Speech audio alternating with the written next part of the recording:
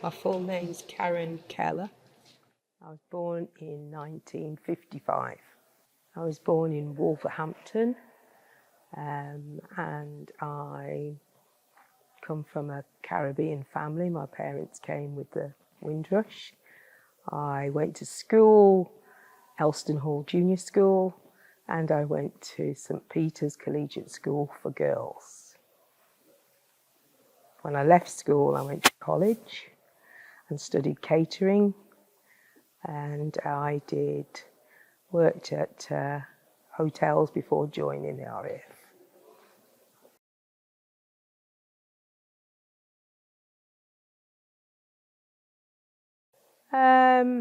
It was a church school, as I said, church school for girls, and it was very much grounded on that looking to not so much about careers, more about having something to do until you get married. Really, those were this was the basics of the time. I was advised. Well, my careers officer did say that maybe I should have a job at Ever Ready Batteries, much to my mother's horror. I did stay on at school, which and I could have probably, I should have done a lot better, could have done a lot better. But I was ill for a little while just before as well, which affected my exam results. But I did stay on at school. Yeah.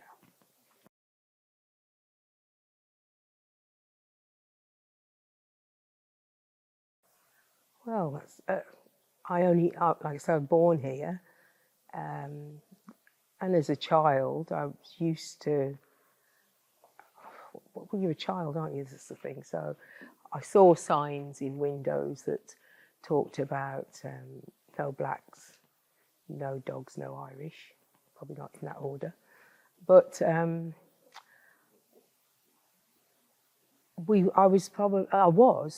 my family initially was the only black kids at my primary school initially, and then a few kids came afterwards. And vice versa, same with St Peter's Girls' School. The reason I got into there was because I had faith, and it was a faith school, but not Catholic, Church of England. And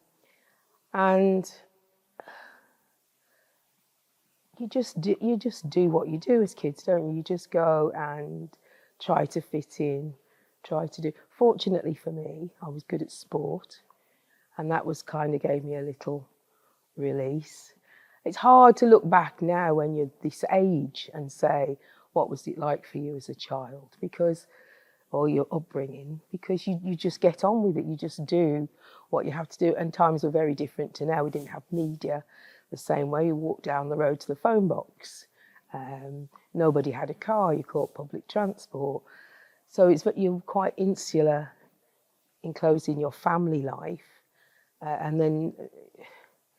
But the good thing about it all was that my mother kept us very close to people in our family. So we were very extended family orientated.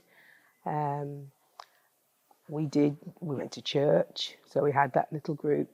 And actually that provided quite a lot of good things for me in terms of going to Sunday school. Sunday school opened doors for us to go to, which I still love to do, go to the theatre.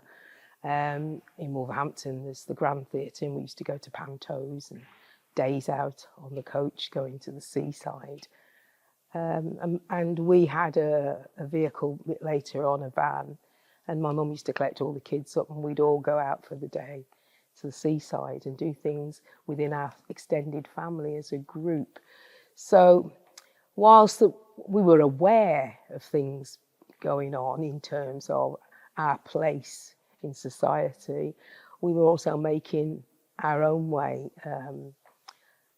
and being supported then by family and friends. And my mom was a very strong woman who actually did a lot in the community before she died. But she gave me values that made me cope very well, to be fair. So, it was very much about you have to be not equal, but better to get on and to get where you need to be.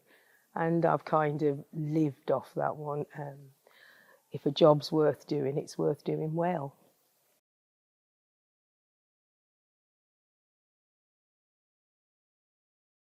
Right, so my uncle, Jim, when we used to go to his house, there was a picture of him in his Air Force uniform. And my uncle Len, and I was a bridesmaid at his wedding, he also had a picture of himself in uniform. But my uncle Jim was in the Air Force. My uncle Len was in the Army. And then my auntie's husband, he had to do national service. So he had a uniform. So I grew up seeing this. But what really motivated me was, it's quite hard now. What really motivated me was the backlash as kids. I used to have to fight for my brothers. I'm big sister. And I would take them and drop them off at school, and we'd have to fight our way through. And one of the things was kids would say, and kids are just being kids, granted, but it's fact. The kids would say, my granddad didn't fight for you. Well, the word was in those days. And I remember thinking, is that right? Okay. And we didn't fight world wars for you lot. Didn't have the words then to answer them back, to be fair. But as I grew up into it, my motivation was that I'm English, I'm born here, and nobody is going to tell me I can't have what little Johnny down the road has. I'm having it. So I got to thinking, what do I have to do to get that? And I thought, you have to do what they do. You have to do what my mom's told me. You can't be equal. You've got to be better than, so that you'll be accepted. And I've worked at it in that way, with support from my family, with support from a lot of other people, to be fair, and a lot of hard work and determination. The thing that my mom gave me was, know your worth, and I know what I'm worth.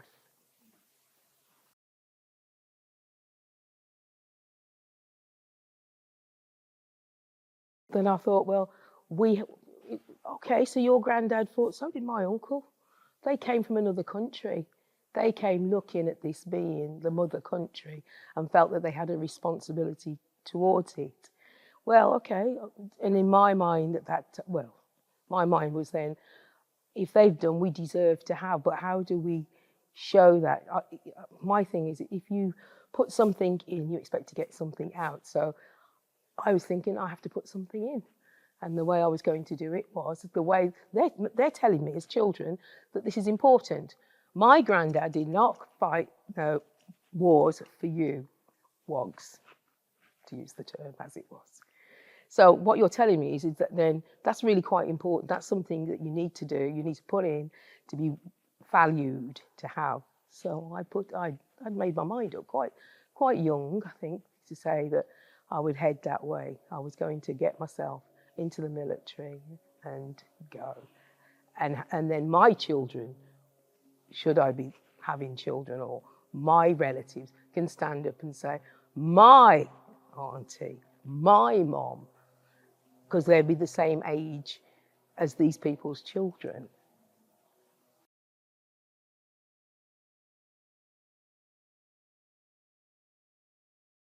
I was actually 20 when I joined.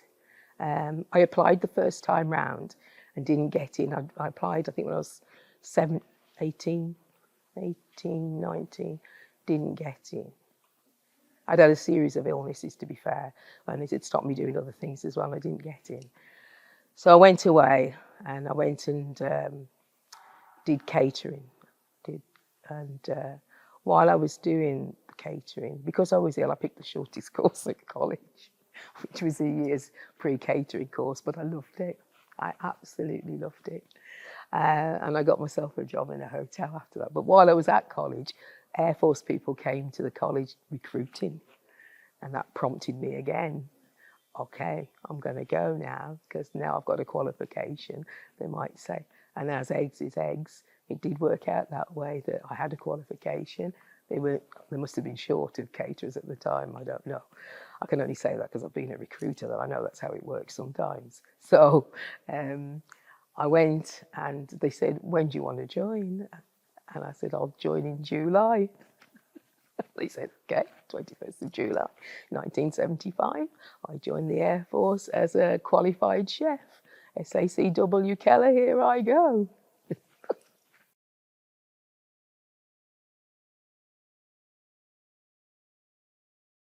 Initially, I went to Hereford for training. That took a bit of adjusting to discipline of, the things that getting up early mornings, doing the marching and all that.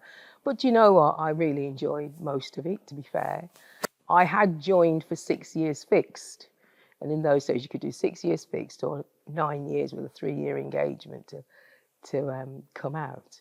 And everybody's telling me, you won't stick it, you won't do it. I said, oh, yes, I will. So I'd gone with the determination that I'm going to do the 6 years fixed. And so I was going to make it work no matter what. There were issues, I'm not going to deny, that occasionally, but not really with my troop of girls that I was B Flight, Campbell Block. Funny how I remembered that, but I have. But we all got on really well together, yeah. And obviously each week there'd be another group in and you'd make friends with other people. So I then went into, when I finished the basics, I went to trade. I didn't have to do full trade training. And that was a little bit, because then I had nobody to sort of leave with. I kind of left quickly then, went off to my first unit, which was Holton. When I got to Holton, I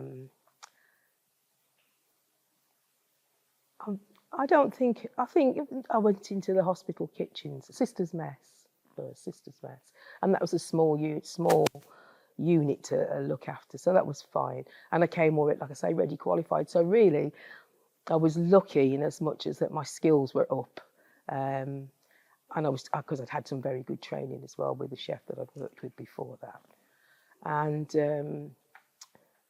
I just got on with things and did what I had to do. I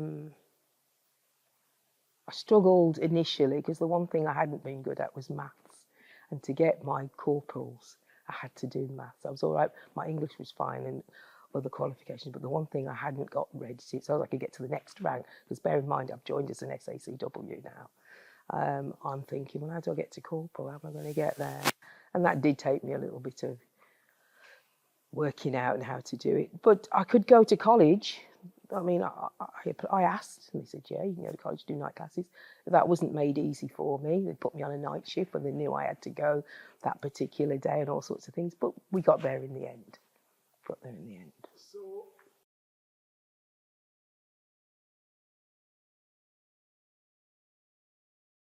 Yeah, but because I was already qualified, when you join up, you're an AC, aircraft person nowadays, isn't it? Man or woman. And then the next rank would be a leading aircraft man or woman once you've gone through training.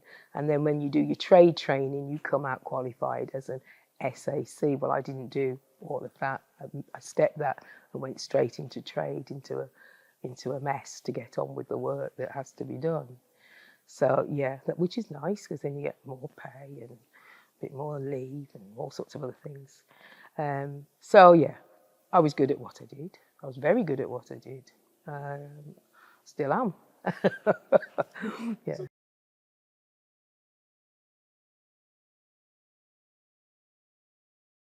A comparison to being civilian and being in the Air Force.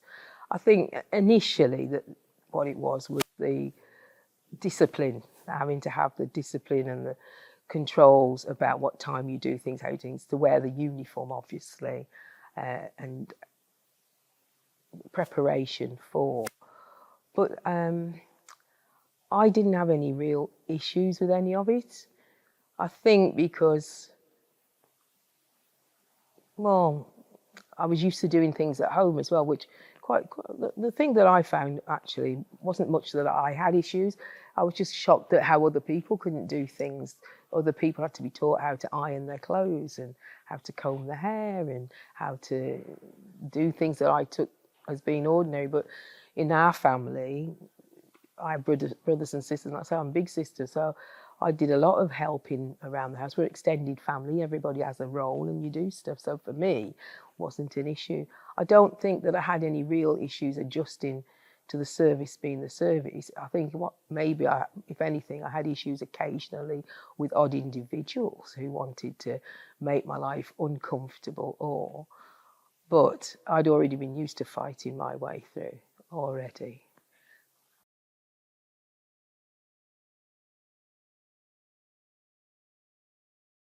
When I eventually managed to get to corporal, it wasn't that long, to be fair. It wasn't that long getting to corporal because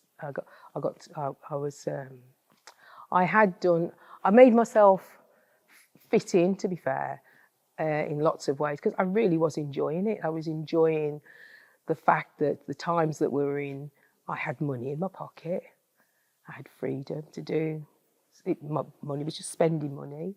I played sport, which opened all sorts of doors in itself to meet other people and to get around to other units.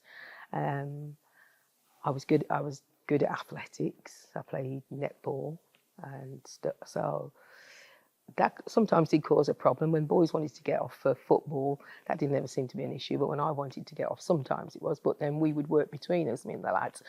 When are you doing, and will you cover my shift work? Yeah. And that's partly what it's about, isn't it? There's an element of teamwork. You've got to be prepared to juggle to get what you want and play as a team. So I did that.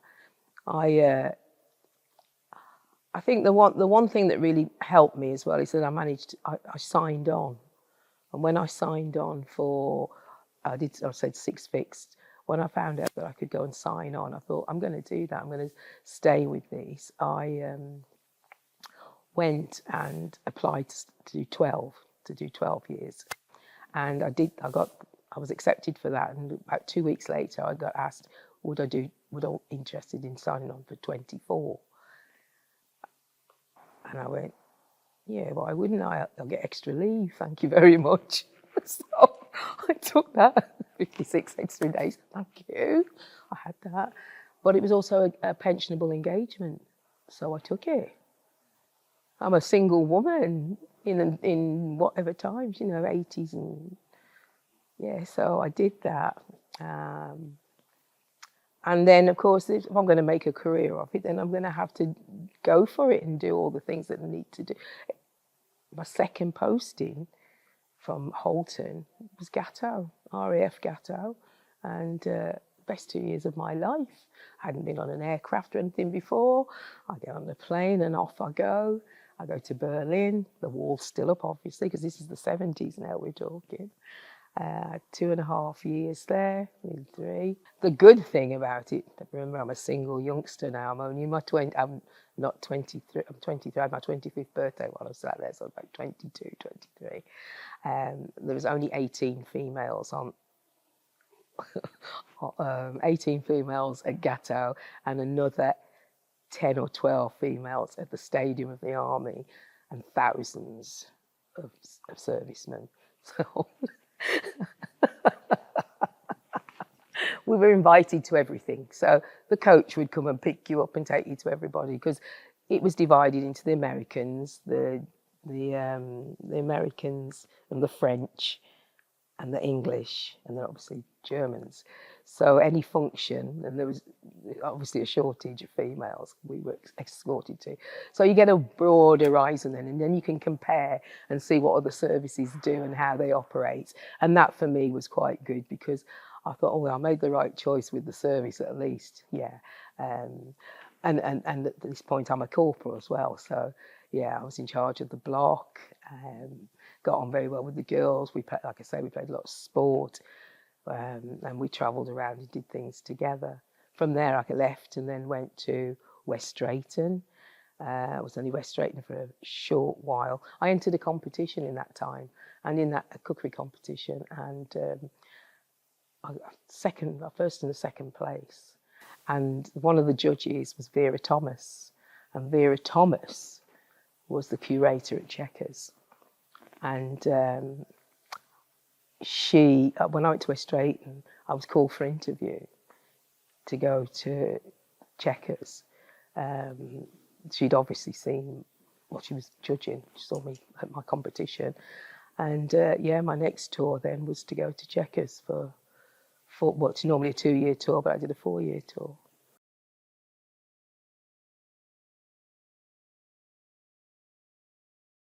Ups and downs with that, because obviously you're there looking after not servicemen and women now, you're looking after VIPs.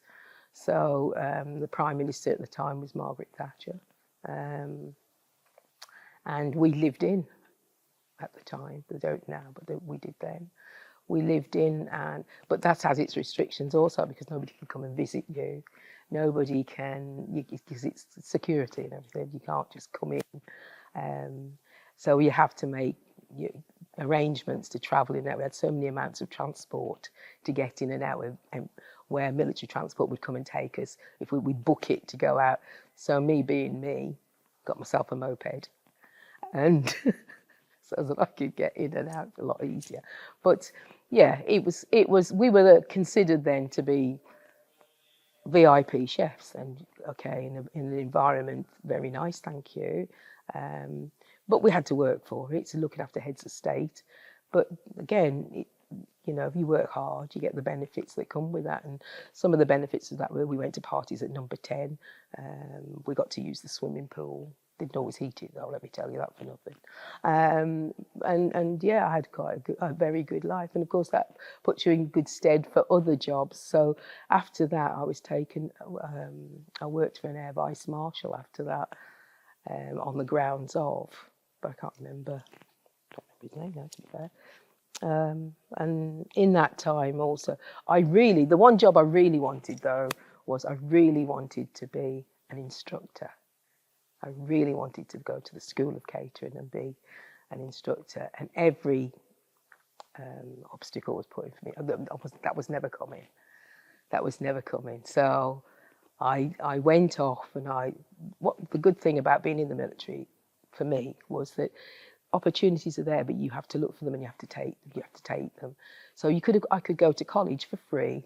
The military would pay for it, and I would leave with a qualification. So I did a further sit-in guilds further education instructors, FE teachers certificate. I think it's 7:30. I can't remember what it's called now. So I did that, thinking, okay, so if I can't do it while I'm in, I'll do it when I come out.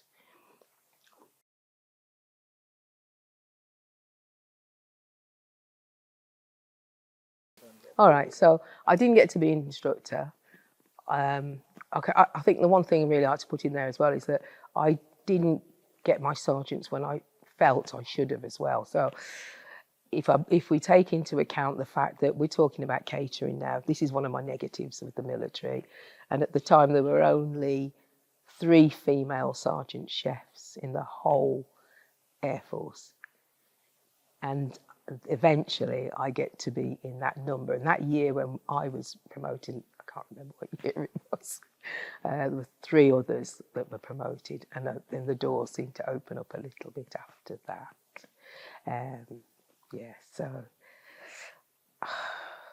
So as a sergeant, I was wanting to be. Now thinking, I want to be a instructor. That wasn't coming. I can only put it down to, I don't know how many female instructors there were, to be fair. I think the bias was mainly towards men doing it anyway. But yeah, I'd had my fair share of knocks of not getting promoted when I felt I should have been. But I thought, you know what, I'm not giving it, because my aim was to be the first female warrant officer. I wanted to get there. Eventually, I realised that perhaps I wasn't going to go that route. I was starting to get a bit put off by it a little bit, thinking, do you know what, I've been doing this quite a long time now, and what else can I do? I can do more than this. Let me have a think about it.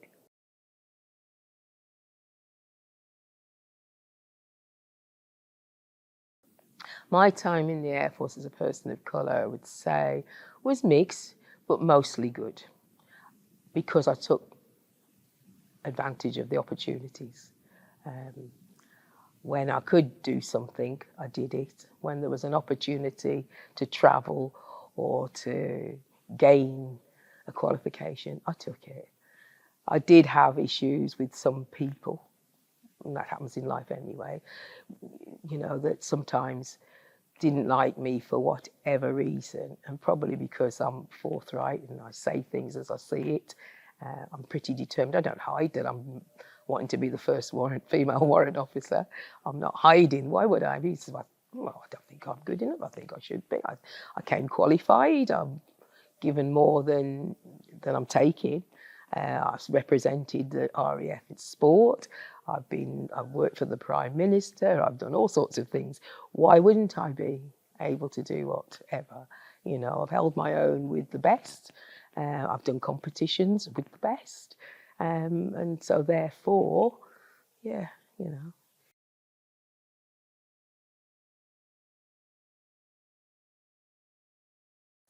No, I don't have any regrets about not making it to being an instructor, because when I got promoted, what happened was, and this was perhaps the one negative, but me being me, I was called in and they said, "Oh, we're going to post you now. You've got promotion. Well done, Karen." And I thought, "Yeah, thank you very much, sir." Then station commander, "We're going to send you to the WAF hostel," he says to me. "I'm not going there," I said. And he looked at me, "I'm sorry, sir." I said, "But really?" And he said, "Oh, yes." And I said, "No, because I've done Chequers, which is all girls, in living in almost hostile conditions. We are living in Chequers, I must tell you that as well, but with restrictions that come to my social life and everything else. And then when I now get the chance to be with the big boys doing the big stuff in a mess, running it, doing big functions on my own and doing what chefs want to do and be in charge of a budget and do all this stuff, you're now telling me you're going to send me to the WAF hostel in London, a handful of girls who work at Whitehall and what's it called, MOD, making the packed lunches and giving them a dinner. And really? Do you think so? So he looked at me and he said, "Well, Karen," he said, "I wasn't expecting that." I said, "I know you weren't." I said, "That's where you send some girl that's ready for finishing when they want to ease out, not starting." So he said, "Okay, well, leave it with me."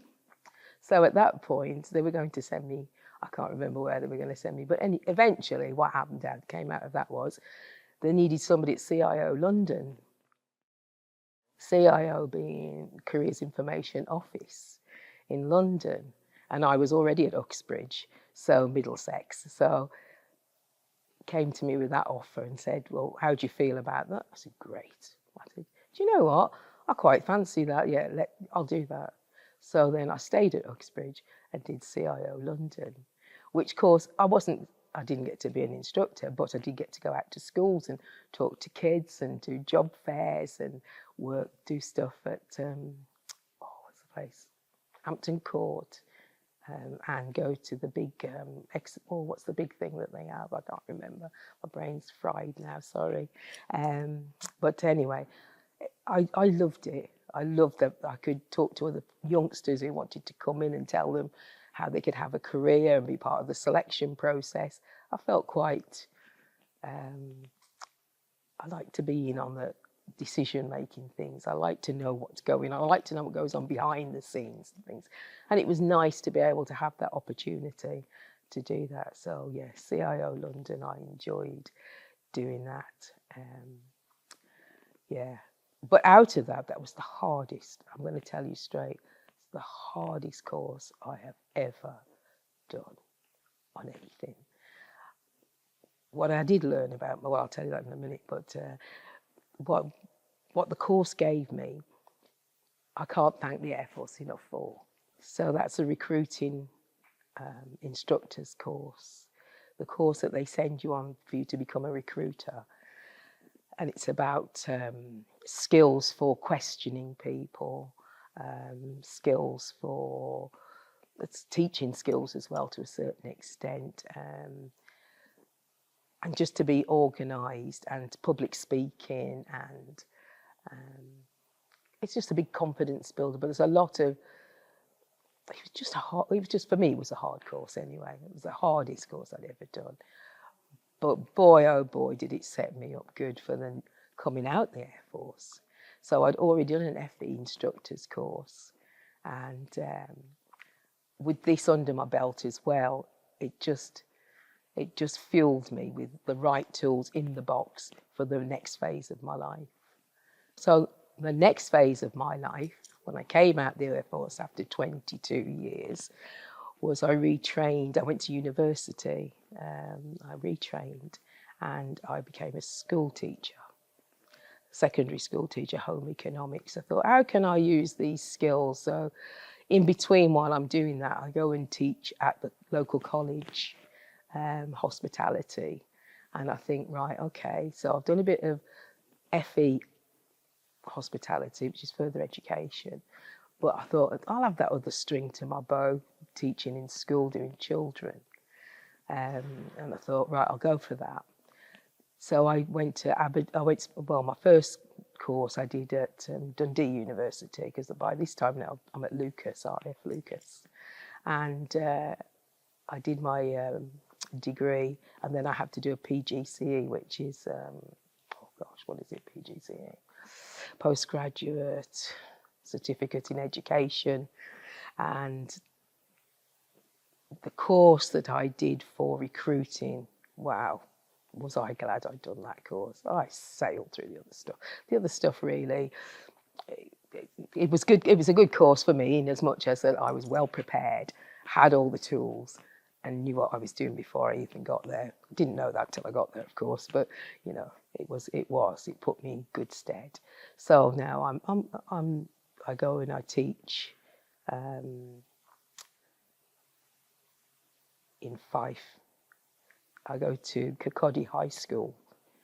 Kirkcaldy High School being Scotland in Fife, yeah.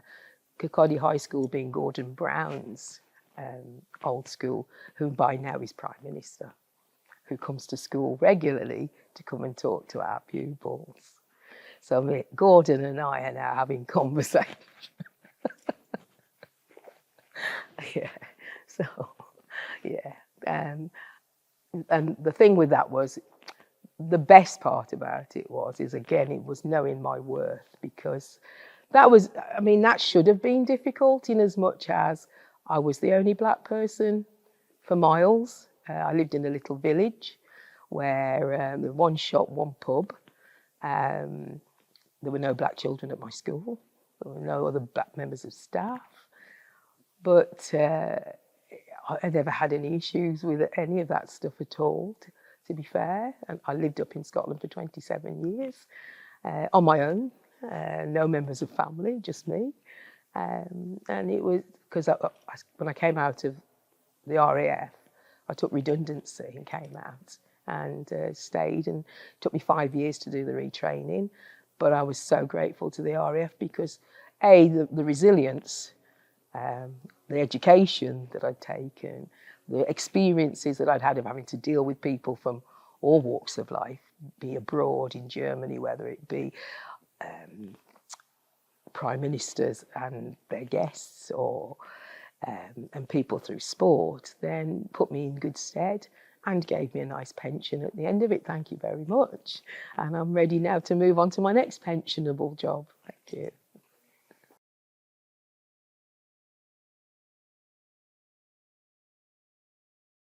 Yes, I would. I don't know that it's going to suit everybody initially straight out of school. I don't know that, certainly not teaching. For me, to have gone as a teacher straight from school probably wouldn't have worked. The discipline that I had from the military, the ability to instruct other people on what to do as a sergeant, and some of the environments I found myself in put me in good stead to become a teacher and to hold discipline in my class. I would say, though, certainly my time in the military, to be a single woman, to have independence and to have the financial security and to know you had it for a set amount of time, I couldn't ask for a better life. I couldn't ask for more.